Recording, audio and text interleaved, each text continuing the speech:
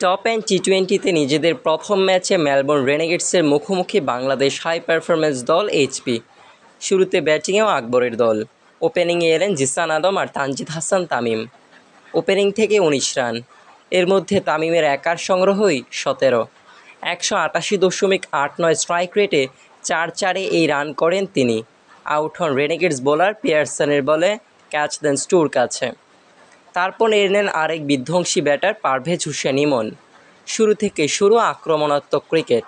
মাঝপথে সঙ্গী হারিয়েছেন কয়েকবার, তবে দলকে বড় সংগ্রহের ভিত গড়ে দিয়েই মাঠ ছাড়েন এই বাঁহাতি। ইনিংসের পঞ্চম ওভারে জিসান আদম আউট হয় হ্যানিংয়ের বলে। ২-৪ করতে পারেন ১০ বলে ১০ রান। তারপর ব্যাটিংয়ে আসা আফিফ হোসেন ধ্রুব আউট হন প্রথম বলেই। কোনো রান করতে পারেননি তিনি। ১ রানের ব্যবধানে ২ উইকেট হারিয়ে আবারও বিপদে বাংলাদেশ হাই পারফরম্যান্স দল। বাংলাদেশ ৪.৩ ওভারে ৪৫ রানে ৩ উইকেট। এরপর যুব বিশ্বকাপ জয়ী অধিনায়ক মোহাম্মদ আকবর আলী আসেন পারভেজ হোসেন ইমনের সঙ্গ দিতে।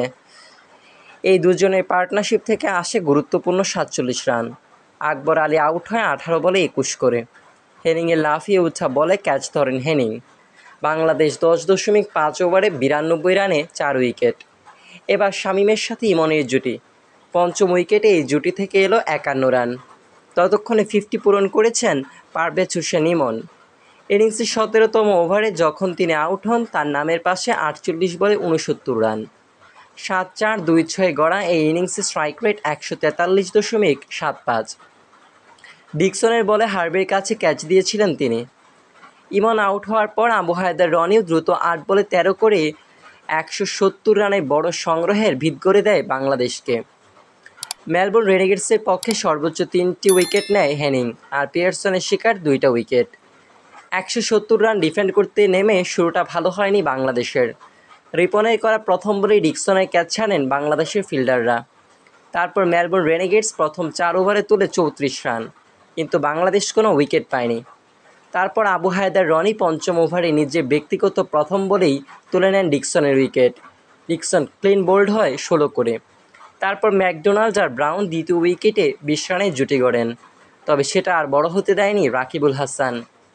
এরপর আর পিছনে ফিরেও অবশ্য তাকাতে হয়নি বাংলাদেশকে। নিয়মিত বিরতিতে উইকেট হারাতে থাকে মেলবোর্ন রেনেগেডস। নবম ওভারে ম্যাকডোনাল্ড আউট হয় ১৫ করে। বোলার আলিশার ইসলাম। ১১তম ওভারে ৬ রান করা সাদারল্যান্ডকেও ফেরান এই স্পিনার। ১৩তম ওভারে হার্বের উইকেট তোলেন আবু হায়দার রনি। মেলবোর্ন রেনেগেডস ৮১ রানে ৫ উইকেট, ওভার ১২.৪। কিছুক্ষণের মধ্যে রিপন মণ্ডলও উইকেট তোলার প্রতিযোগিতায় নামেন। ১৫তম ওভারে নিজের দ্বিতীয় স্পেল করতে এসে একে একে তোলেন জাভিয়ার হ্যারিস আর ল্যামেরির উইকেট। মেলবোর্ন রেনেগেডস ১৫ ওভার শেষে ৮ উইকেটে ৯৩। তারপর ১৬তম ওভারে প্রথম ২ বলে হ্যানিং আর স্টুকে ফিরিয়ে দেন Rakibul Hasan. Melbourne Renegades all out হয় ৯৩ রানে। বাংলাদেশের পক্ষে সর্বোচ্চ ৩ উইকেট নেন রিপন আর রাকিবুল হাসান। আবু হায়দার রনি আর আলিশার ইসলাম নেন ২টা করে উইকেট। বাংলাদেশের জয় ৭৭ রানে।